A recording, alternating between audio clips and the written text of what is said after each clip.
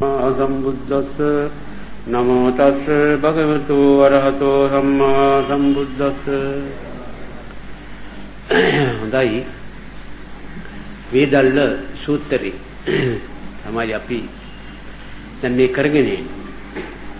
ඒකේ වේදල්ල සූත්‍රය අපි එක්තරා තැනකින් ආරම්භ කළා. මොකද්ද? සක්කාය කියන වචනේ. ඒ සක්කාය කියන වචනේ පිළිබඳව සියලු තොරතුරු කිව්වහම ඒ ස්වකීය ක්‍රියාව කියන එකත් එක්ක පැටලිලා තියෙන, ඒකේ සමුදය කිව්වා, ඒකේ නිරෝධය කිව්වා.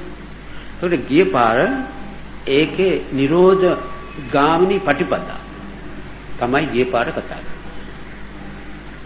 ඒකට මේ ස්වකීය ක්‍රියාකාරීත්වය ඒවට අයිති ක්‍රියා කොටස් ඒවා විශ්ින් කරන අසකන නාසය දිව ශරීරේ එහෙමයි.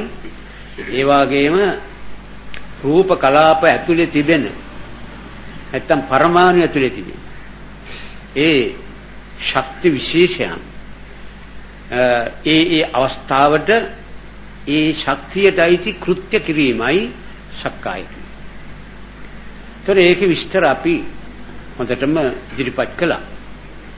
ගිය පාර සක්කාය නිරෝධය පිළිබඳව ඒ සක්කාය නිරෝධයක් ගැන කතා කළේ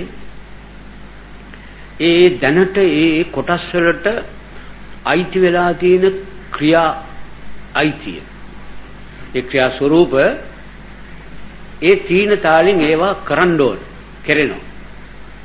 ඒවා කෙරෙනකොට ඒ වස්තු ඒවා ගොනු වෙලා තියෙන වස්තුව තමයි මේ මිනිහා සත්‍යයා කියලා කියන්නේ. ඒවා ක්‍රියාත්මක වීමේදී අර සත්‍ය නැමැති වස්තුවට පීඩා තියෙන. ඉවසිය නොහැකි පීඩා අප්‍රමාණ මතුවේ. අප්‍රමාණී කිව්වහම පීඩාවක් නැති වෙලාවක් නැහැ. ඒකෙන් බේරීම සඳහා නැනවත් ඒ කියන්නේ නුවණ තියන අය මේවා ගැන තේරුම් ගන්න අරගෙන විඳවනවා මිස වෙන වැඩක් මේ ලෝකේ ජීවත් වීමේ නැහැ කියන හැඟීම ගත්තට පස්සේ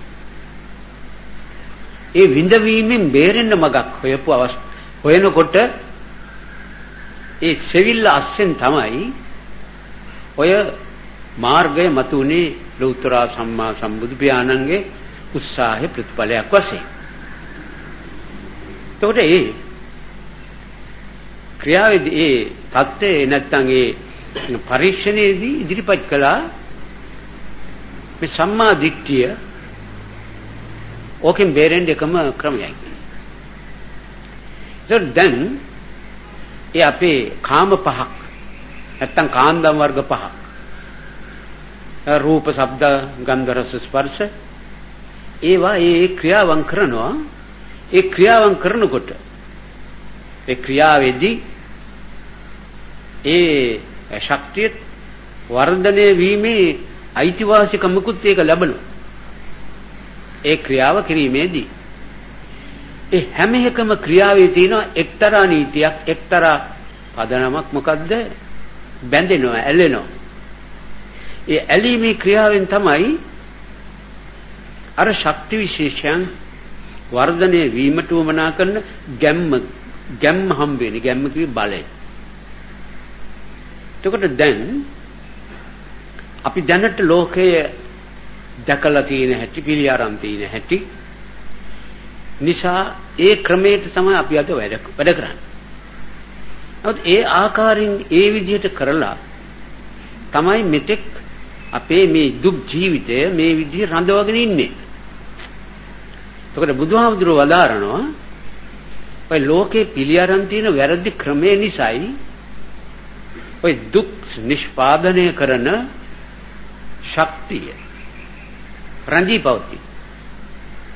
ඒ ලෝකේ පාවිච්චි කරනවා කිව්වි අපි පිළිඅරන් තියෙනවා කිව්වි අපට තියෙන අපේ තියෙන පිළිගැනීමක් මේ ලෝකේ දේවල් ආශ්‍රය කරමි අපට පුළුවන් කියලා යම් කිසි සැනසෙල්ලක් ලබන.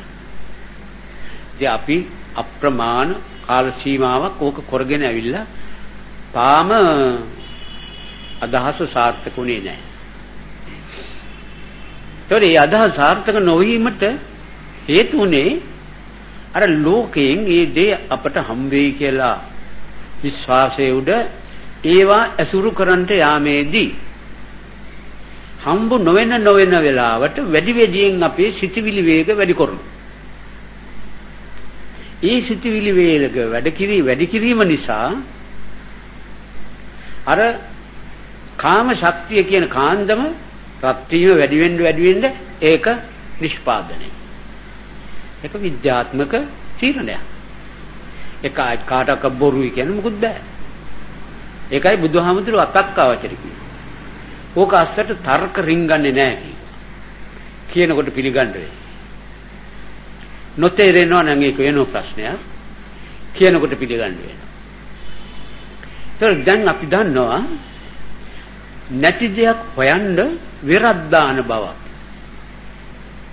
ඒ වෙර දාපු එකේ උත්සාහවත් එකේ ඉවරයක් නෑ. මොකද හම් වෙලා නැති නිසා ඉතින් වීරිය කරනවා. ඒ වීරිය කිරීමේ ක්‍රියාවට සම්බන්ධ වෙන්නේ අර ඒ වායේ පවතින ස්වාභාවික ඇත්ත නොදන්නාකම. සම්මා දිට්ඨි කිව්වේ ඒවා පිළිබඳව නියම தত্ত্বය ඇත්ත තේරුම් අරගෙන බලාගෙන ඒක පිළිගැනීම තමයි සම්මා දිට්ඨිය. ඒකට ගිය පාර සම්මා දිට්ඨිය ගැන තමයි කතා කරන්නේ. එයින් පෙන්වන්නේ මොකද්ද? යමක් අපේ ඇසුරට වැටිච්ච හැටි. ඒක ගැන මහා තීරණ ගොඩක් අපේ එක පාඩම තියෙන. ඒක තියන්න ඕන පරිස්සම් කරන්න ඕන. මේ ප්‍රයෝජනෙ අපි දිගට ගන්න ඕන. හොඳින් තියා ගන්න ඕන. මේ ආදී ගොඩක් ඒකත් එක්ක යන. ඒ මොනවද? අර බලාපොරොත්තු අස්සෙන් මේ වස්තුව මේ ද්‍රව්‍ය මේ දෙයින් අර වැඩේ කරගන්න ඕන කියලා එයාගේ ආස්වාදයෙන් විඳින්න ඕන කියලා එයා දැන් බැරි වුණත් පස්සේවත් අන්න අර චිත්ත වේගය ඒකත් එක්ක හැම වෙලේම සිතමින් රත් වීම වැඩි වෙලා අර කාමයේ වැඩි. ඒ කාන්දව වැඩි වෙලා තව ඇලෙන. ඇලීමක් හැර රිදීමක් හැර වෙන මොකුත් නැහැ. ඇලීමකුයි රිදීමකුයි විතරක් තියෙනවා හැම වෙලාවෙම. ඇලීම අපට සම අප්‍රකටයි අපි හිතන්නේ නැහැ ගැන. නමුත් රිදීම නම් හැම වෙලේම තියෙනවා. එතකොට ඒ දර්ශනේ හරියට වැටෙනකොට දර්ශනය නිදොස්ස තමා ලබනකොට එයාට පේනවා එක වස්තුවක්වත් ලෝකේ ඒ ක්ෂණයකින් හැරින් එහා පවතින කාලයක් මොහොතවත් නැහැ. ඒක හැම වෙලේම වෙනස් වෙවි යනවා. ඒක යට කරුණ සහිතව පෙනෙන්න ඕන. ඒක ඉතින් නුවණක් ඇති කාමය අඩු.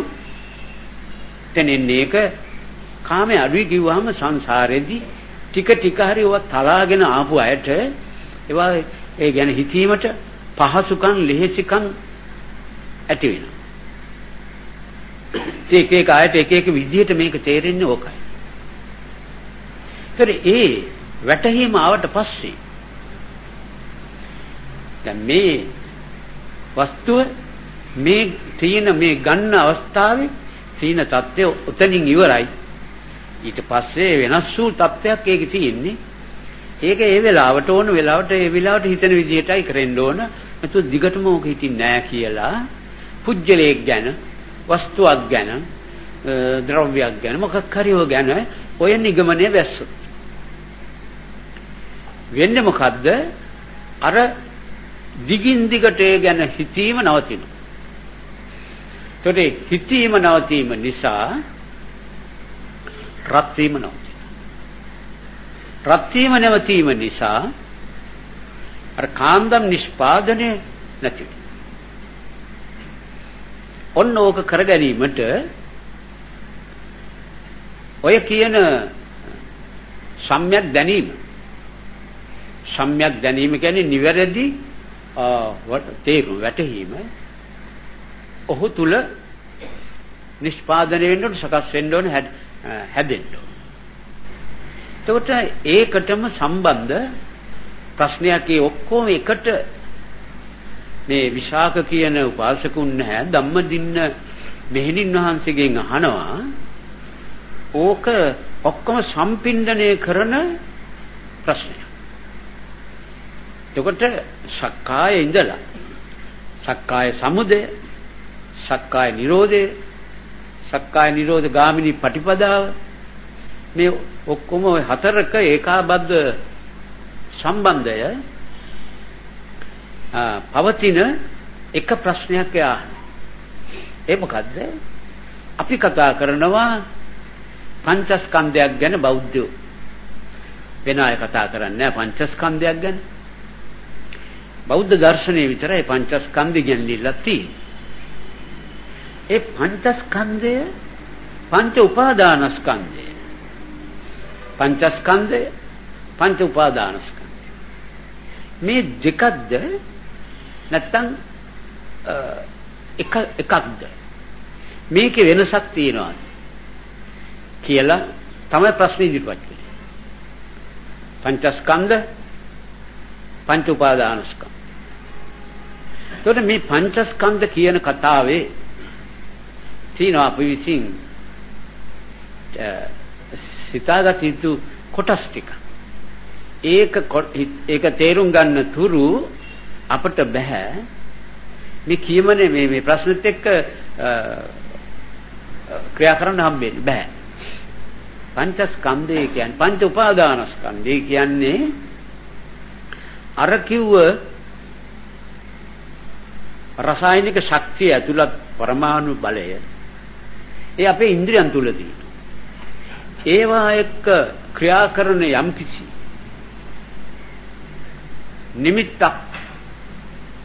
නිමිත්තක් ඊට ගැළපෙන නිමිත්ත. දැසට දර්ශනය, ආලෝකය, කනට ශබ්දය, නාසයට වායු සම්බන්ධය, ජීවට දියර සම්බන්ධය, රස ගන්න එකේ, ශරීරයට ස්පර්ශ.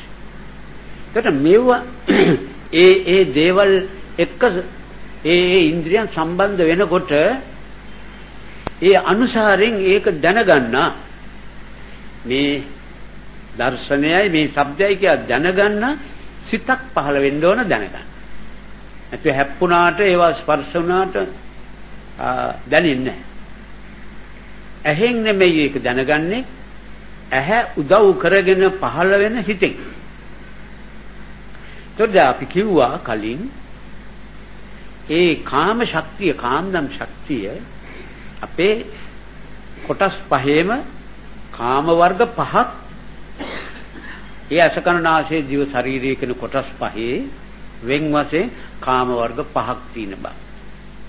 ආලෝකයේ එක්ක වැඩ කරන කාමේ, ශබ්දයේ එක්ක වැඩ කරන කාමේ, ගන්ධ රස ස්පර්ශ ඔය කියන ඒවා එක්ක වැඩ කරන වෙන කාමේ. එතකොට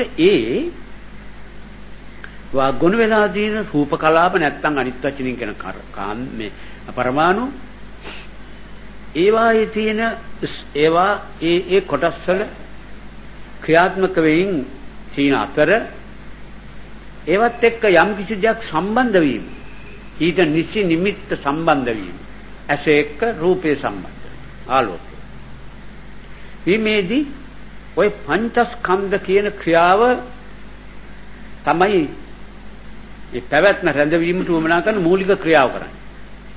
මොකද්ද? ස්පර්ශ වෙනවා, ඒ පරමාණු රුප්පණය වෙනවා, ඒ වායේ තියෙන කාන්දම් බලය නිකුත් කරනවා, රුප්පණය කියන පරමාණු බිඳෙනවා, බිඳලා ශක්තිය නිකුත් කරනවා.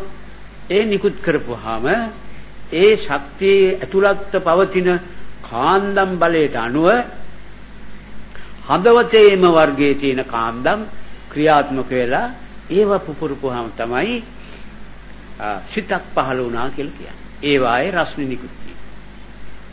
ඒතකොට දැන් ඔතන පංචස්කන්ධය තමයි මම කිව්වේ මොකද්ද?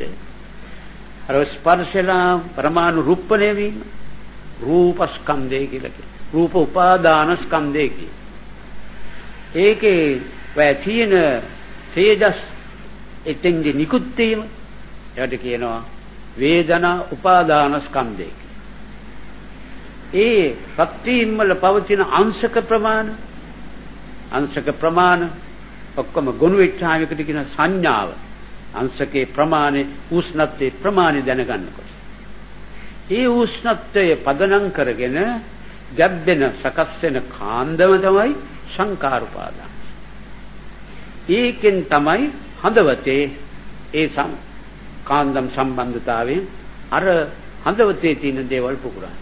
ඒකට ඒ හදවතේ තියෙන පරමාණු වල තිබෙන කාන්දම එක්ක මේක ක්‍රියාවට වත් වීම තමයි සංඥා විඥානස්කන්ධය. ඔන්න පංචස්කන්ධ කතාව උතනින් අවසන්. ඔක දැන් වාර ගණනක් කියලා තියෙන ඉතින් අලුත් ඇති කියන ඇඟිමුලේ විස්තරي කිව්වේ. පංච උපාදානස්කන්ධ පංචස්කන්ධ කියලා දෙකයි. ඒතකොට දෙකේ වටිනාකම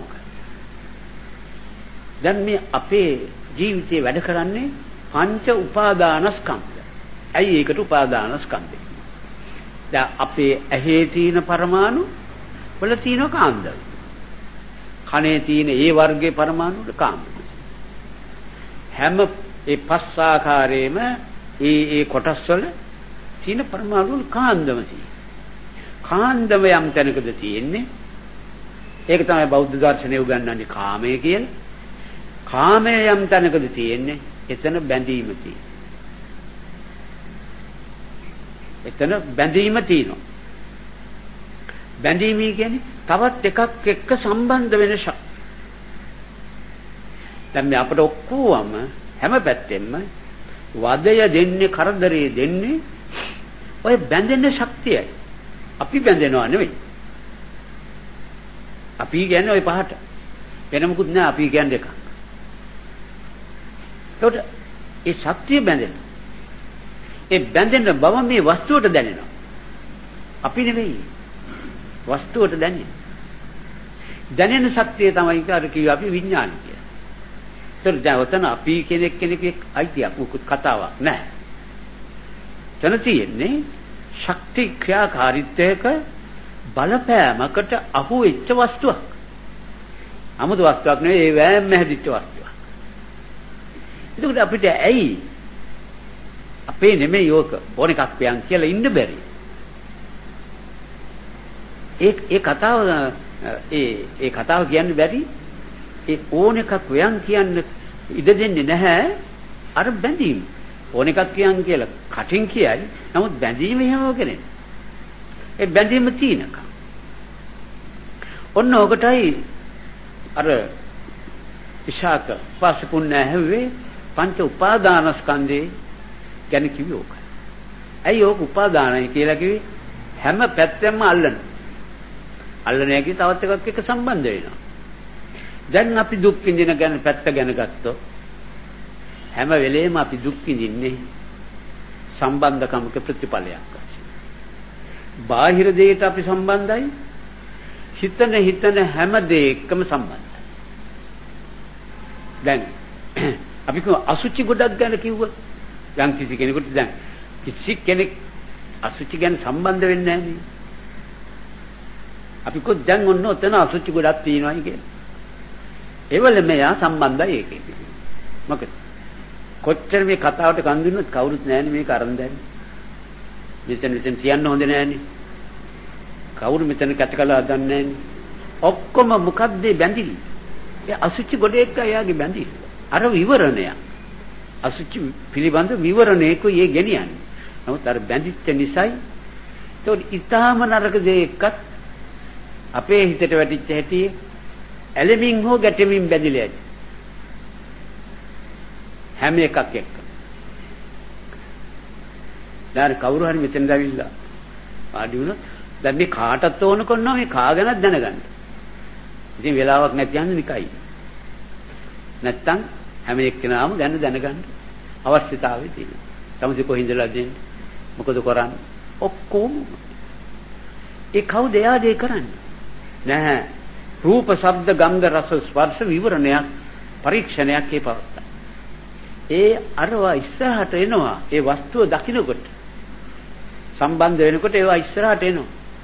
ඇවිල්ලා එයාගේ හැඩේ බලන්න ඕනේ. එයාගේ ශබ්ද බලන්න ඕනේ. ශබ්ද ගැන විස්තර හොයන්න අනන්ත තියෙනවා. ඒක දැන් අපිට පේනවා ඒ උපාදාන ශක්තිය ඒවා තීන එක අපේ මේ ක්‍රියාවල් වලින් තව ඒවා රැඳී පවතින. ඒවා charge වෙනවා. රැඳී පවතින. ඒ මොකෙන්ද කරන්නේ? අර අපි නොදන්නාකම උඩ හරි දර්ශනේ නැතුව ඒවා හොයාගත්තොත් ආස්වාදයක් හොඳක් යහපතක් මට යම් කිසි සැනසුමක් ලබන්න පුළුවන් කියන හැඟීම උඩ තමයි මේ හැම එකක්ම උරච්චි කරන්නේ හැම එකක්ම හොයන්නේ බලන්නේ. දැන් ඒ සෙවිල්ල තුලින් අර ආස්වාදයේ බලාපොරොත්තු වෙන්නේ කි මොකද්ද? ඒ 아무තු ආස්වාදයක් නෙමෙයි. අර තමාටේ ඒ ක්‍රියාවත් එක්ක සම්බන්ධ වෙමින් ඒ සිද්ධියත් එක්ක සම්බන්ධ වෙමින් නිපදවන්නා වූ රත් වීම ඕලන්න බැරුවයි ඒ රත් වීමෙන් බේරෙන්න මේ අපි හදන්නේ. දැන් අස්යාගේ කකුල කොහේ හරි හැප්පිච්චාම ඒ කකුල ඒකෙන් බේරෙන්න තව ගහනවා ඒව හැපිච්ච එක. ඉතින් ගස්සන වෙලාවට හැප්පෙනවා. ඉවරයක් නෑ යාගේ ගැස්සිලි. ඒ ගස්සන්නේ බේරෙන්න. ඒ වගේ අපි ඒ කාරණෙත් එක්ක සම්බන්ධ වෙන්නේ බේරෙන්නයි. නමුත් ඒ බේරෙන්න යන්නේකම වැඩි වෙනවා. මොකද රත් වෙනවා. මේ අපේ වේදනාව කියලා කතා කරන්නේම රත් වීම. වෙන මොකුත් නෑ. රත් වීමයි ඒකෙන් නිෂ්පාදනය. නිවන කියලා කතා කළේ ওই රත් වීම නිවන එක. වෙන මොනවත් නැහැ. ඉතින් පරම සුන්දර පරම රමණීය මෙලෝඩියක් නෑ. ඔකස්සේ අර රත් වෙන එක නිවනේ විතරයි තියෙන්නේ. ඔය රමණීය කතා වලින් තමයි ඔක වැහිලා ගියේ. එතකොට ඒ දිවිල්ල පිළිවඳව අපි කතා කරන්නේ වෙන එකක් නිවන එකක් ගැන. නැත්තම් කොහෙන් හෝ හම් වෙන නිවනක් ගැන. ඒකයි අපි බුද්ධ ධර්මයෙන් මහා උඟක් ඈත් වෙලා බෞද්ධ පවුල් වල ඉපදිලා ඉන්නවා. නමුත් අපි ඉන්නේ බුද්ධ ධර්ම එක පැත්තක අපි ඉන්නේ එක පැත්තක. ඒකට දැන් මේ ඒ කරන ක්‍රියාවෙමයි දුක තියෙන්නේ, දුක් නිෂ්පාදනයේ තියෙන්නේ, දුක් වින්දනයේ තියෙන්නේ. ඒ ක්‍රියාව කරන්නේ මිනිහා දුක් නැත් කරගන්න. අන්න ඒකට කිව්වා මෝහය කියලා. ඒ විදිහ කිරීමට කිව්වා අවිද්‍යාව කියලා. ඉතින් ඔක්කොම බුදුහාමුදුරුවෝ විස්තර සහිතව ඉදිරිපත් කළා. ඉතින් අපට කියා දුන්න එකක් නෑ කියන්න බෑ. ඔක්කොම කියලා තියෙනවා. හැබැයි අපි මේක වැල්වට ආරම් පටලෝලා ඒක පරිස්සමට දාලා මොනවද දන්නේ ඒකේ ආස මේක ඔතාපුවා මිස මේකේ නියම තීනක පේන්නේ නැහැ. දැන් ඒ ක්‍රියාවේදී තමාට මේ දේ සිද්ධ වෙනවය. මේ වෙන්නේ මේකයි රහස කියලා යමෙකුට දැනගන්නවා නම් ඒ දැනගත් අවස්ථාව කියන්නේ සම්මාදිට්ඨිය. සම්මාදිට්ඨිය. එතකොට සම්මාදිට්ඨියට වැටීමත් මේ පංච උපාදාන ස්කන්ධ කියන මේ ක්‍රියා පහ ඒ සම්මාදිට්ඨි කියන හරි වැටහීම සම්බන්ධ වෙනකොට ඒව අමුත්තක් සිද්ධ වෙනවා. අපි කියවා දැන් සම්මාදිට්ඨිය කියන්නේ ඇත්ත පෙනීම කියන. ඇත්ත මොකද්ද? එකක්වත් නැවත වාරයකට පාවිච්චි කරන්න බෑ. පළවෙනි වාරේ විතරයි. දෙවෙනි වාරේ පාවිච්චි කරන්නේ වෙන එකක්. ගාක් එක වෙනස්. ඒකට යම් කිසි කෙනෙක් ඔය කාරණේ දැනගෙන මේක මෙච්චරයි මෙතන විතරයි. ඔය හඬ ඔතනින් ඉවරයි. ඔය හිනහව ඔතනින් ඉවරයි. ඔය තරහව ඔතනින් ඉවරයි. පස්සේ තරහ වෙන්නේ ඒක වෙන එකක්. මේ දැන් තරහව ඔතනින් ඉවරයි. මේ ආදරේ එතනින් ඉවරයි. පස්සේ මොනව කරයිද? එතකොට වෙන්නේ මොකක්ද? අර දිගින් දිගට එකට එක සම්බන්ධකම් පවත්තලා තමා බලාපොරොත්තු වෙන ආස්වාදයේ ලබන්න හිතන සිතවිල්ලත් ඒ සිතවිල්ල නොනවත්තා එකට එක්ක ස්පර්ශ කිරීමක් කියන එක නවතිනවා. නවතින්නේ හේතු සහිතව. නිකන් නෙවෙයි. ඇයි?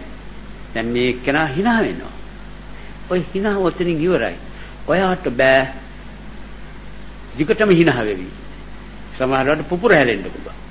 සමහරවිට මාදියා ඔරවන්න පුළුවන්. ඒ වෙන වෙන අවස්ථා වෙන වෙන හේතුන් එක්ක සකස් වෙන ක්‍රියා විතරයි. මේ ක්‍රියාව මෙතන ඉවරයි කියනකොටම hina වෙච්ච එක්කෙනා hinaවක් පෙන්නවා. ඒ වෙලාවේ ඊට අවශ්‍ය කරුණු සම්පාදනය වුණා. ප්‍රයෝජන ගත්තා. ඉතින් ඉවරයි. පුජ්‍යලයේ කෙරෙහි බැඳෙන්නේ නැහැ. මොකද එයා බැඳෙන්නේ ඒ hinaව නැවත ලබන්නයි. කවදාක ලැබුවේ නැහැ. කවදාකත් ඒ hinaව තව පාරක්. ඒ hinaවෙත් වෙන කරුණක් උඩ වෙන ආකාරයකින් වෙන ස්වරූපයකින් hina වෙයි. ඔක්කොටම දද්දොට්ටාවට හැංගීම් වෙනවා. ඔන්න ඔතෙන්ද බහිනකොට. එතෙන්ද බහිනවා කිව්වේ එයා ඔය ආකාරයෙන් හිතන්න හදනකොට යාට ඉඩ හම්බෙන්නේ නැහැ. හම්බෙන්නේ නැත්තේ ඒක අභිභව යන වේග ශක්තිය අපේ ළඟ වැඩි. ඒක නිසා අර සම්මා දිට්ඨි ගාවට සම්මා සංකප්පයේ උදව්ව අපට ලබන්න වෙනවා. සම්මා සංකප්පයේ උදව්ව කිව්වේ මොකද්ද? ඒ විදිහේ එකපාරක් හිතුවොත් ඊටම අමාරුවෙන් බැරි ඒවා. ඒ සිටිවිල්ලේ සටහන මනෝදහසේ මොලේ සටහන. ඒ දෙවෙනි වාරේ හැම හිතනකොට අතනිනුත් පොඩි උදව්වක් ලැබෙනවා. එක වාරයක ගහපු සටහන තියෙන නිසා පුංචි උදව්වක් ලැබෙනවා. ඒකත් එක්ක ඒ ආකාරයෙන් කියකට අන්න දෙවෙනිව ඒ සටහන තව ටිකක් ප්‍රබල වෙනවා. ඔන්න ඕක නිසා අප්පමාදේන සම්පාදේත කිව්වා. ප්‍රමාද නොවි කල් නොයවා ඒ හොඳ එක වැඩියෙන් පාවිච්චි කරපන් කිව්වා. ප්‍රමාද වෙන්නේ නැතුව එතකොට අර මනෝ දහති සටහන ප්‍රබල වෙයි කියලා. තේරුණානේ? ඒකයි ඔය සම්මා දිට්ඨි ගාවට සම්මා සංකප්පයේ වැටුනේ ඔක නිසා. මේ කොයි එකෙත් පිළිවෙලක් තියෙනවා කරන. කොහොම හරි කොල්ල හරියන්නේ නැහැ. ඒ පිළිවෙලට වැටෙනකන් සාර්ථක ප්‍රතිඵල මතුවේ නැහැ. ඒක කවදාක බලාපොරොත්තු වෙන්න ඕනේ නැහැ. මේ පිළිවෙල බුද්ධයානෝ ප්‍රත්‍යක්ෂයෙන් පාවිච්චි කළා. ප්‍රතිඵල ලැබලා ඒ ලබන්න තියෙන ආස්වාද සියල්ලම ලැබලා නහන් සම්පූර්ණයෙන් පාවිච්චි කළ නිසා උනාසි පිළිවෙලට දුන්න අපි කරයන් පම්පා. ඒකට දැන් ඒකට කියනවා චින්තාමය භාවනාව කියලා. චින්තාමය භාවනාව කියලා කියන්නේ ලෝකය ගැන ඒ තමා විසින් නිදොස්ස හිතපු සිටිවිල්ල තේරුම් ගත්ත සිටිවිල්ල නිතර ඒ ආකාරයෙන්ම සිතන්න සිටිවිලි යොදවන්නේ. ඉතින් ඕක කර ඉන්න පුළුවන් දැන් කොච්චර කටයුතු තියෙනවද කියලා. කමක් නැහැ. ඉතින් ඒ කටයුතු කරන එකයි ඇත්තේ. යමෙකුට බේරෙන්න ඕන නම් මේ දුකින් මේක කරන එකයි. බුදුහාමුදුරන් කිසිම බලපෑමක් නැහැ. මෙන්න ශාස්ත්‍රයේ තියෙනවා බේරෙන්න පුළුවන් කෙනෙක් ඕන කෙනෙක් කරනවා නැත්නම් නිකයි. බුදුහාමුදුරු කායෙන් අත්ත හැවෙන්නේ කොහොමද දැන් භාවනා කරනවද? දැන් හැමදාම හිල් ගන්නවද? කක්කත් අහලා නැහැ. කියා දුන්නා උන්වහන්සේගේ වැඩේ ඉවරයි. බුද්ධ කෘත්‍ය අවසానයි. උන්වහන්සේ පිරිනමන පෑවා. ඒ බුද්ධ කෘත්‍ය කිව්වේ මොකද? බුද්ධිය දියුණු වුණාට පස්සේ ඕන කෙනෙකුගේ ක්‍රියාව අනුන්ට සැනසෙල්ලක් දෙන එක. ඒකයි බුද්ධ කෘත්‍යය. ඉතින් අපේ බුද්ධිය අඩු වෙන්න අනුන් පෙලාගෙන අනුන් කරදරිය දාගෙන අනුන්ට ගිනිගෙඩි දීගෙන ඔක්කොම තියනවා. ඒ මොකද තමන්ගේ බුද්ධිය අඩුයි. ඒකෙන් තමාට ලැබෙන අයිතිවාසිකම් මහා භයානකයි. ක්‍රියාපටිපාටිය අස්සේ ඒ සම්මා සංකප්ප කියන එක යම් ප්‍රමාණයකට තමා මේක තහවුරු කළා ඒකේ තන්පත් කරගන්නේ ශක්තිමත්ව ඒ ප්‍රමාණයට එයාගේ වචන අස්සේ ක්‍රියා අස්සේ අර නොබැඳිච්ච ස්වરૂපය ඒ වචන අස්සෙන් දොට්ටෙන්න පටන් ගන්නවා ක්‍රියා අස්සෙන් දොට්ටෙන්න පටන් ගන්නවා ඒවට කියවා සම්මා වාචා සම්මා කම්මන්ත. එතු මේක පාණාතිපාතා වේරමණී අදින්නාදාන වේරමණී කියලා ඉතින් බොහොම අමාරුවෙන් ඒව නොකර ඉඳීම නෙමෙයි ඒක හුරු වීමට කරන වැඩක්. නමුත් මේකේ නියම විද්‍යාත්මක ප්‍රතිඵලය මොකද්ද? අර සටහන් ඒ විදිහට සම්‍යක් දෘෂ්ටිකව සටහන් වැඩි වෙන්න වචනයට දෙන උදව්ව අරවන් නැතුව නැත්තම් ඒවා අඩුව ඒ ජීවනයේ හැටියට කියන්න වචන දොට් වෙනවා. ඒකට සාමාන්‍ය නිදර්ශනක් කිය හැකි එක්තරා අර සිතානු කෙනෙක් ස්ත්‍රීත්වය ලැබුවා මේ පෙරලියකි. දැන් රටේ වෙන්නේ බොහොම කලාතුරකින්.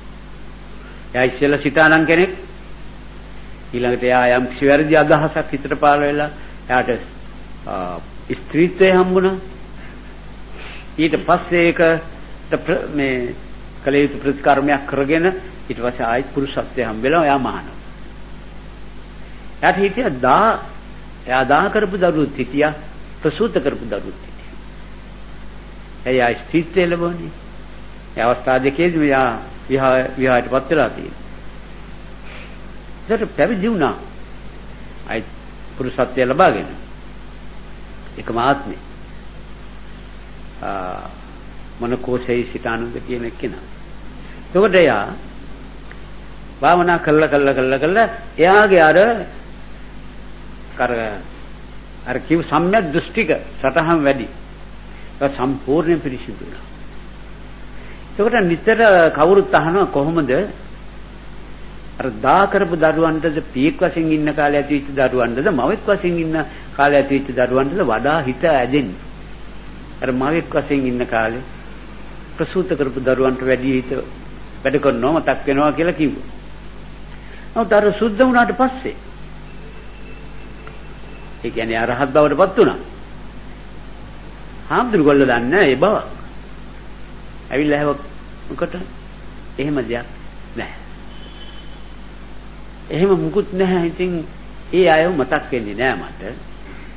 දැන් මේ මා විසින් මට තියෙන සැනසෙල්ලත් එක්ක සිතිවිලි පහල කරනවා ජීවත් වෙන. එහෙම මුකුත් මගේ අයිතිවාසිකමක් මේ ලෝක ධාතුවේ තියෙන බවක් මට දැනෙන්නේ නැති බවයි මට පේන්නේ. අන්න අර කාන්තම නැති වුණා. එතකොට එයාගේ වචනාසෙ තිබුණා එයාගේ ජීවුන ක්‍රියාවස්සෙත් එහෙමයි. එතකොට මේ පුරුදු වෙන අය පැත්තට ගන්නකොට එයාගේ ජීවුනුව මේ අපි කතා කරන්නේ පංච උපාදානස්කන්ධය. එයාගේ ජීවුනුව අර එයාගේ වචන වලින් ක්‍රියා වලින් පැවතුම් වලින් තේරුම් ගන්න පුළුවන්. එතකොට මේ උපාසකුන් අහනවා ඔය පංච උපාදානස්කන්ධ කියන ඒ යමක් අල්ලන ශක්තියෙන් ඉඳලා ඒ අල්ලන ශක්තිය නැති තත්ත්වයටපත් වෙච්චාම ඒකට කියන්නේ මොකද්ද? පංචස්කන්ධ කියලා. එතකොට උපාසකුන් අහන එතන නැතිුනේ මොකද්ද කියලා. තේරෙනවද? එතන නැතිුනේ මොකද්ද? පංචස්කන්ධ පංච උපාදානස්කන්ධ වලින් මේ විදිලා පංචස්කන්ධ කියන தත්ත්වයටපත් උනේ ඔය අතරතුරේ අතර නැති උනේ මොනවාද? ඒකට කිව්වා නන්දි රාගය එතන. ඒකට නන්දි රාගය කියන්නේ මොකද්ද? නන්දි රාගය කිව්වහම ශක්තිය දෙසට අදින ගතියේ නන්දි රාගය. ඒකට අපි කියනවා නම් දැන් අපි සාමාන්‍යයෙන් කතා කරනවා අපි කියලා. නැත්තම් මම කියලා. මම කියලා කතා කරනකොට පහම එකට ගොනු වෙලා මේ මම කතාව එන්නේ. ඒ පහම ඒවට කොටස් වෙන මෙවුවා මේ නිමිති එක්ක ක්‍රියා කරන්නේ ඒ පැත්තට අල්ලගෙනයි. එයින් ඈතෙන්ද දෙන්නේ ඒ ශක්තිය අරකට එක්ක පැටලවිලා යන්න දෙන්නේ නැහැ. එහෙවම පවත්තන්න හදනවා. යන්න දෙන්නේ නැහැ කියේ පුජ්‍යලයා නෙවෙයි. එයා අල්ලපු අයිතිවාසිකම එහෙම තියාගන්න හදනවා. ඒ යම්කිසි සම්බන්ධතාවයකින් යම්කිසි දෙයක් තමා සතුව ප්‍රයෝජනීය ගැනීමට සිය නැත්තම් ඒ යම්කිසි සතුටක් භුක්ති විඳීමට මේ ආදී වශයෙන් කොයි පැත්තෙන් කරකවල ගත්තත් ඒකට කියන්නේ නන්දි රාගය. නන්දි රාගය කියන්නේ තමා දෙසට තමාගේ අයිතියට පෙරලා ගන්න දරන උත්සාහය. ඒ කරන්නේ මොකද්ද? ඒක කෙරෙන්නේ අර කාම ධාතුව කියන දෙයින්. ඒකට යමක් ඕනේ නැහැ.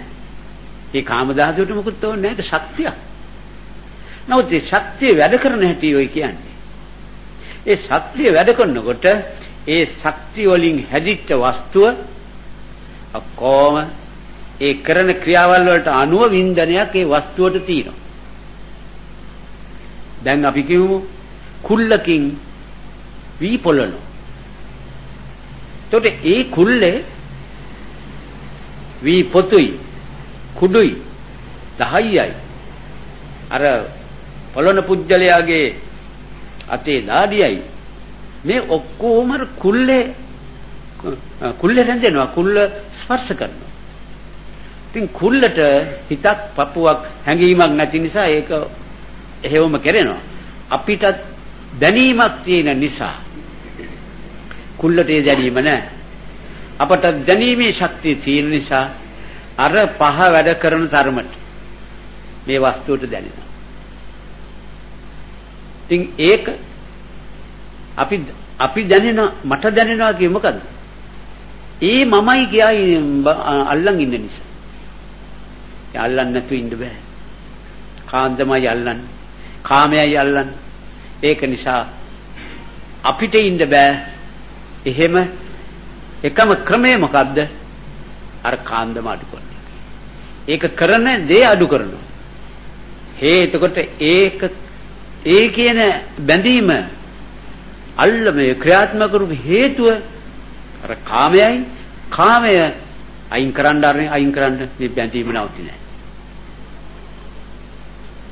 එතකොට අපි ওই කතා කරන්නේ තාම පංච උපාදානස්කන්ධය.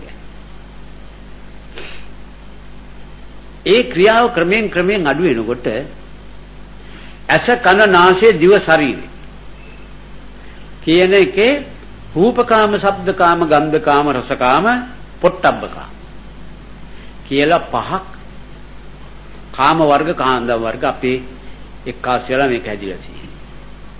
ඒ හැම කොටසකම බැලීමේ, ඇහිීමේ, ආග්‍රහණ කිරීමේ ඔය කියන ක්‍රියා පහයි අපි කරන්නේ. රස විඳීම, ස්පර්ශ කිරීම ඔය පහ තමයි මොන ආයත්තමෙන් කළත් ඔය පහෙන් එකක් නැත්තම් පහම. කාගෙත් දෙන්නේ ඔච්චරයි. ගෙම්බත් කරන්නේ ඔකයි. කපුට කරන්නේත් ඔකයි, මිනිහා කරන්නේත් ඔකයි. කපුටක් බලනවා අපි බලනවා. අපි දැන් විශේෂයෙන් බලනවා. නාට්‍ය බලනවා, චිත්‍රපටි බලනවා. කපුට නෑ තීන දේ බලනවා. නමුත් දෙන්නව බැලුවා. කපුට කරන්නේ අපි කරන්නේ දෙකම එකයි. අපි ඉතින් ටික ආටෝපය ඇතුව කරනවා. කපුටත් වතුර බොනවා. අපි රම්බාජනේ වතුර බොනවා. දෙන්නම බීලා තින වතුරයි. දැන් ඔන්න ඒ ක්‍රමයේ දිස බලනකොට ඒ සියලු ක්‍රියාවල් ගොනු වෙලා තියෙන වස්තු වලට ඒවට කියනවා මිනිස්සු, කාක්කෝ, බල්ලෝ, ගෙම්බෝ, ස්ත්‍රී, පුරුෂ. ඒ කියන්නේ අර පහ ගොනු වෙලා එක එක ස්වરૂප නිරූපණය කරලා තියෙනවා. ඒතකොට ඒවා පිළිමදව තේරුම් අරගෙන අර කාම ධාතුව අඩු වෙන නන්දි රාගය නවත්තනකොට නන්දි රාගය නවත්තණ්ඩයි නැවත බැඳෙන්න එකක් නැහැ. ඔතනින් ඕක ඉවරයි කියන දර්ශනයක් දෙන්නේ. එතකොට නන්දි රාගයට වැඩ කරන්න දෙයක් නැහැ. තියාගෙන පාවිච්චි කරන්න මොකුත් නැහැ. එවලින් ඒ වෙලාවට විතරයි. දැන් දරුවා දැන් බලන දරුවා නෙවෙයි ඊළඟ ක්ෂණින් පේන්නේ වෙන දරුවෙක්. කියන්නේ ආගේ මානසික හැඟීම් වෙනස් වෙලා ශරීරෙත් ඒ ප්‍රමාණයට වෙනස් වෙනවා. ඉතින් ඔතෙන් දෙනකොට වෙන්නේ මොකද්ද? නන්දි රාගය පාවිච්චි වෙන්නේ නැහැ. මොකද අල්ලන්න දෙයක් නැති නිසා අල්ලන්නේ නැහැ. කවුද අල්ලන්නේ? මේ කියන ඇලීම් ස්වરૂපය ගැන නියම විස්තරය එහි නියම ඇත්ත පෙන්නකොට ඒ පුජ්‍යලයා අර ඇලීමේ ක්‍රියාවලට එනකොට එයා දානවා ඇලෙන්න දෙයක් ඔතන නැහැ කියලා. ඇලෙන්න දෙයක් ඔතන නැහැ කියන සම්‍යක් දෘෂ්ටික චීරණේ එතෙන්ද එනවා. එතකොට අර මොකක්ද උනේ? අර ඇලෙන්න ඉස්සරහට ආපු ශක්ති දුර්වල පසුබාන. ඒ ක්‍රියාවට තියෙන ශක්තිය හීන වෙනවා. ඉතින් ඇලෙන්න දෙයක් නැහැ. ඔක්කොම ඒ වෙලාවට ඉවරයි කියලා හිතනකොට වෙන්නේ මොකද්ද? අර ඒ ඇලීමේ ක්‍රියාව යටතේ නිෂ්පාදනය වෙන රත් වීම උඩ සංවිධාන වෙලා වර්ධනය වෙන කාන්දම ඇලීම අඩු වෙන නිසා රත් වීම නෑ, රත් වීම අඩු වෙන නිසා කාන්දම හැදෙන්නේ. ඔහොම ඇස කන නාසය දිව ශරීරය කියන ওই පහේම ඒ ක්‍රියා කරන වෙලාවල් වලදී ඔය කියන සම්‍යක් දෘෂ්ටික චීරණේ ඒවාට අර ආකාරයෙන් එතන ඇලෙන්න දෙයක් නෑ. ඒ ශබ්දේ ඇලෙන්න දෙයක් නෑ. අහනවා මිස අහන්න පුළුවන්. ඇලෙන්න දෙයක් නෑ. ඇලෙන්නේ කියන්නේ පස්සේ තියාගන්න. පස්සට තියාගන්න. අර අටුකොස් වේලන්නේ පරණ ඉස්සර ඒවල්. මදුළු ගලවලා කොහොමකල්ලා හාමයි මොකද හෙර්ලි නැති කාලට කණ්ඩ කියලා අටුකොස් වේලලා මදුළු වේලලා තියෙනවා. ඒ කාලේට පොළුත් එක කනවා. ඒ වගේ අටුකොස් වලට තියලා අපි හැම එකක් මිනිස්සු පවා තියලා පස්සේ පාවිච්චි කරන්න. එයා බොහොම හොඳ විදිහ. අර එයා බොහොම නරක මිනිහ. මේ හැම එකක්ම මේ බලාපොරොත්තුවක් යටතේ ඉල්ලලා. එහෙම කෙනෙක් නෑ. එයා නෙමෙයි හොඳ. එයාගේ වැඩේ විතරයි. ඔය වස්තුවේ මොනවා කරේද දන්නේ? දැන් කරපු වැඩේ නම් එයාටත් අපිට කාටවත් කරදරයක් නෑ. ඒක නිසා ඒ වැඩේ හොඳයි කිය හැකි. පුජ්‍යලයකට හොඳයි කියන්න බෑ. ක්‍රියාවට විතරයි. ඔන්න ඔය තීරණය බහිනකොට වෙන්නේ මොකද්ද? අර කාන්දම් ශක්තිය වර්ධනය වීමේ ස්පර්ශය රත් වීම මතුවෙන්නේ. අන්න එහෙම කරගෙන ගිහිල්ලා යම් කිසි අවස්ථාවකද ඇස කන නාසය දිව ශරීරය කියන ඔය කොටස් පහටයි කාම පහ නැති උනේ. කාන්දම් පහ නිවුනේ. එදා ඉඳලා වැඩ කරන රූප වේදනා සංඥා විසංකාර විඥාන කියන තත්ත්වයට ආව හැටි. ඒකට කියන්නේ පංචස්කන්ධය. එතන ඉඳලා පංච උපාදානස්කන්ධ කියන්න බෑ. පංචස්කන්ධ කියලා කියන්නේ. ඒකට අපේ තියෙන්නේ පංච උපාදානස්කන්ධයි. රහතන් වහන්සේගේ තියෙන්නේ පංචස්කන්ධයි. රහතන් වහන්සේගෙන් මෙහා අනාගාමි පුජ්‍යලයාගේ පංච උපාදානස්කන්ධ. ඒක නිසා යා උපදින්නේ. ඇයි මේ උපාදානස්කන්ධ? අත්හැල්ල පංචස්කන්ධයේ තියෙන ලාභය පහසු මොකක්ද? එයාගේ පංචස්කන්ධ ක්‍රියාකාරීත්වය සිද්ධ වෙන්නේ අර කාමයේ නැතුවයි. ඒක නිසා විසංඛාරගතං චිත්තං කියලා බුදුහාමුදුරු ඒකට නමකුත් දැම්ම. සංඛාර නැතන නැවත සකස් කිරීමක් මුකුත් නැහැ. ඒ වෙලාවට ඉවරයි. ඒක නිසා ඒ සිත මෙතනින් නිරුද්ධ වෙනවා සමගම. ඒකට කියන්නේ චුති චිත්තේ. තවත් තැනක ප්‍රතිසන්දිය ලබනද ඒ වර්ගයේ අර රූප කලාප කොහෙවත් නැහැ ලෝකදා. හැම තැනම තියෙන්නේ කාන්දම මිශ්‍ර පරමාණු. කාන්දමක් නැති පරමාණුක් ලෝක ධාතුවේ නැහැ කොහෙවත්. ඔක්කොම විද්‍යුත් කාන්දම් විද්‍යුත් කියනවා කාන්දම් තියෙනවා කාන්දම් කියනවා විද්‍යුත් තියෙනවා. නමුත් බුදුහාමුදුරුවෝ මේ විද්‍යාත්මක ශේඛරය ඇතුලේ රාමය ඇතුලේ උන්වහන්සේ කිව්වා ඔය ක්‍රමයට එනකොට කාන්දම් නැති විදුලිය නිෂ්පාදන විදුලියත් එක්ක විතරක් රඳවලා පවත්වන්න පුළුවන්. ඒක අර ප්‍රශ්නයකට පිළිතුරක් වශයෙන් උත් සමනෝනත්ති බාහිරේ කියන පදේ දුන්නේ ඒක නිසායි. මොකද්ද? ඔය ගානට කාන්දම් නැති විදුලිය බාහිර ලෝක කිසිම පරමාණු කිසිම වස්තුවක හදන්න බෑ මිනිස් ජීවිතය ඇතුළේ. ක්‍රමානුකූල හිමින් බස්සලා අර කයින් කොල්ලා ජීවිත කාලයට විතරක් පාවිච්චි කරන්න පැවැත්ම රඳව ගන්න ඒ වැඩ ටික කරගන්න පුළුවන් මේක. කනිසා මේ සිත කාමයේ නැති සිත චුත වෙච්ච හැටි ලෝක දහසේ තියෙන කාම ශක්තිය එක්ක මිශ්‍ර වෙන්නේ. උපත ලබන්න තැනක් නෑ යාට. ඒක නිසා එතනින්ම අවසන් වෙනවා සාතන. ඉතින් මේක විද්‍යාත්මකයි. ඒ හේතු සහිතවයි පෙන්වන්නේ බුදුහාමුදුරුවෝ. උපදින්නේ නෑ අරණිය මේව නෑ. එහෙම කිව්වට පිළිගන්න බෑ. ඒ වෙන්නේ නොවෙන්නේ මොකද? මෙන්න මේකයි. ඒත් දැන් ඕනම කෙනෙකුට මහා විශාල රසායන විද්‍යාව දැනගන්න ඕනේ නෑ ඔකට. යන්තම් ওই වචන ටිකකින් කියාපු ටික තේරුම් ගත්තාම ඔකට පේනවා. විශේෂයෙන්ම නවීන නිෂ්පාදන වලින් අපට ඔප්පු ඉස්සරහ දාලා තියෙනවා. ඒ වලෝක තියෙන හැටි තියෙන බව. ඒවා ගැන හිතනකොට ඒ කාන්තෙන්ම බුදුදහමේ තියෙන සත්‍යතාවයත් ඒක ඇස්සේ රිංගලා බඩගින්න මරුණත් කමක් නැහැ කියලා හිතන්න තරම් මහා විශ්වාසයක් වෙන බුදුහාමුදුරන් දේශනාව. ඒ මොකද මේ තරම් ජීවිතේ සිතෙන් දශමෙන් කඩලා බිඳලා පෙරලා හැම දශමයක් ගැන උන්වහන්සේ විස්තර කළා. ඒක දශම ඕනේ නැහැ. ඔය ගානට ඔය වැටීම උස්ස ඔය පදනම ජීවිතේ පාවිච්චි කළොත් නිවන් දැකලා සසරින් බේරලා නැවත නූපදින තත්ත්වයට එන රහත් භාවයේ කෙසේ වෙතත් ඒක පහුවෙන්න පුළුවන්. දැන් කරන තැනකට දැන් සැනසෙල්ල ලබන්න.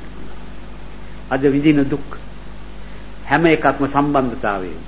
අර නිගමනේ අරන් ඒක එහෙම වෙච්චාවි කියලා යමෙකුට පුළුවන් නම් එතනින් ඕක විතරයි තියෙන්නේ. අපේ මෝඩකමට වට බැඳුනට ඇත්තක් ඕවෑ නෑ. ඉතින් ඒවත් එක්ක අපි ජීවිතේ තියෙනකන් ඔහේ සුහඳව ඉන්නවා විතරයි කියලා ගත්තා කිසි පීඩාවක් නැතුව ජීවිතේවත් පාවිච්චි කරනවා.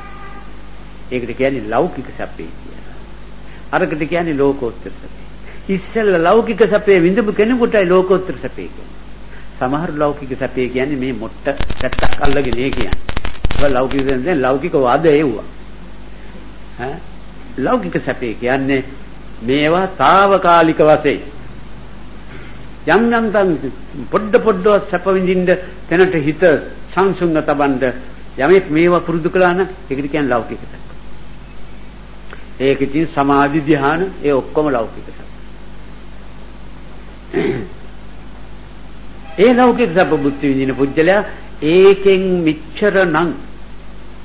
මෙච්චර මේකෙන් බේරෙලා යන්තම් මේ තරම් සුළු දැනීමකින් මට මෙච්චර සැනසෙල්ල ලැබුණා නම් මේක සම්පූර්ණ කරගත්තු කොයිතරම් සැනසෙල්ලද කියලා අන්න මිනිහා ඉතින් පිටපොට ගහගෙන මහා දැඟලිල්ලකින් මේ වැඩේ පටන් ගන්නවා. ඒකට එයා කරන්නේ මොකද්ද?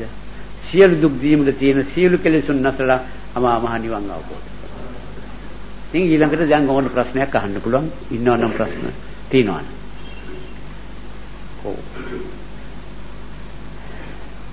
තියෙනවද නැහැ. ඒකෙන් පේන අතක්කා වචර කියන එක හරි. තර්ක නැහැ. පිළිගන්නයි තියෙන්නේ, පිළි අරගෙන කරන්නයි තියෙන්නේ. ඒකයි දැන් මේ පින්නතුන්ට කාරණේ තේරෙන්න තියෙන නිසා පින්නතුනි අපිට වැඩි කල් මේවා පිටුමන්ව කතා කරන්නවත් කියන්නවත් අහන්නවත් කරන්න හම්බෙන්නේ නැහැ. අපි සීමිත කාලයක් අපිට මේ ලෝකේ මෙහි ඉඳ හම්බෙන්නේ. ඉතින් කොහේ හරි ඉතින් අපිට ඉතින් අර தත්ත්වේ නියම මිදෙන தත්ත්වේ එනකන් ඉතින් සෑම තැනම ඉතින් රස්තියාදී ඉඳ වෙනවා. ඒක නිසා ඒක කරදරයක් නැතුව ඉඳ මේ දැනගන්නා ටික ප්‍රයෝජනෙට ගත්තොත් ඒ කොහෙ ගියත් බයක් නැතුව දුකක් නැතුව ඉන්න පුළුවන්. ඒකයි අපි හදා ගන්න ඕනේ. අපිට එකපාරට නිවන් දකින්න බැරි වෙන්න පුළුවන්. ඒ ශක්තිය එනකන් සසරේ දුකක් නැතුව ජීවත් වෙන්න අපි සමර්ථ වෙන්න ඕන. ඒ රහතන් වහන්සේලාගේ උදානවලදී කියලා තියෙනවා මේ රහත් බවට පත් වෙන තුරු ඒ ඇතම් හාමුදුරුවෝ කිව්වා අම කිසිම දවසක දුගති කියන එකක් දැක්කේ නැහැ අසවල් කාලේ ඉඳලා කියන්නේ. ඒ කිව්වේ මොකද? එදා යා පටන් ගත්තා. තාත්නිකදී යා පටන් ගත්තා මේ වැඩේ. එදා ඉඳලා බුදුහාමුදුරු ඉදිරියේ ප්‍රකාශ කරනවා අහවල් දවසේ අහවල් තත්ත්වයට මගේ සිත හදන්න පටන් ගත්ත දවසේ ඉඳලා ස්වාමීනි මේ රහත් වෙලා නිවන් අවබෝධ කරනතුරු දුගතිය කියන්නේ කොතනකටද ගියේ නැහැ කියලා. ඉතින් බුදුහාමුදුරු සාදුකාර දුන්නා. ඔය තරම් අයිතිවාසිකම් අපිට තියෙන. වියදම් යන්නේ. මේ තියෙන වැඩ එකක් කරනවත්තන්න ඕනේ නැහැ. මොකක් කර වෙනස් කරන්න ඕනේ. සිතවිල්ල විතරයි වෙනස් කරන්න තියෙන්නේ. ඒකේ විදිහට අවංකව කළොත් අර කිව්ව අයිතිවාසිකම් ලැබෙන්නේ නැති. ඉතින් මේ පින්නතුන් උත්සාහවත් වෙන්නේ එවැනි අයිතිවාසිකම් ලබන්න වාසනාවන්ත වෙන්නයි. ඉතින් ඒක බැරි වෙන්නේ නැහැ. තමන්ට අවංක වෙන්න ඕන. ඒකට මේ විදිහේ ධර්ම විග්‍රහ කරගෙන ජීවිතේ නිසිමකට දවන්න හදන්නා මේ පින්නතුන්ගේ මේ යහපත් ක්‍රියාකලාපයේ දෙක සතුට වෙන්නා වූ ලෝකපාලක ශාසන පාලක මේ ස්ථානයටත් අන්‍ය ස්ථාන වලටත් අප අපසුරු කරන්නා වූ ස්ථාන වලටත් අධිග්‍රහ සියලුම දිව්‍ය රාජ සමූහයා මේ පින් අනුමෝදන් වී තව තවත් මේ සෑම දිනාටම මේ උසස් අදහස් සාර්ථක කර ගැනීම සඳහා දී හැකි සහායක් කළ හැකි උපකාරයක් කරත්වා ඒ දිව්‍ය රාජ සමූහයාටත් තම තමන් නමින් නැසීමේ පරලෝකයේ මෞපියාදී ඥාති වර්ගයාටත් පුතු පින්නතුන්ටත් දෝසතුන්ටත් මේ හැමතෙමත් මේ ශක්තිය කාන්තයෙන්ම සියලු දුක් නිවාලන්නා වූ නිර්වාණ ධර්ම අවබෝධයට හේතු වේවා යන සිත ඇති කරගෙන එත්තාවතා චම්මේ කියන ගාථාවෙන් දෙවියන්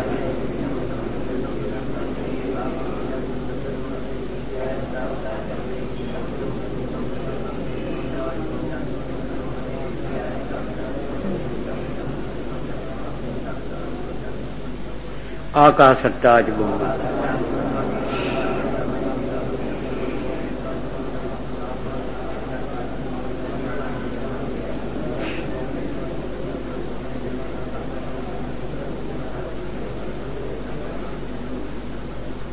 ඥාතීන්ට පින් දෙන්නේ ධම්මේ ඥාති.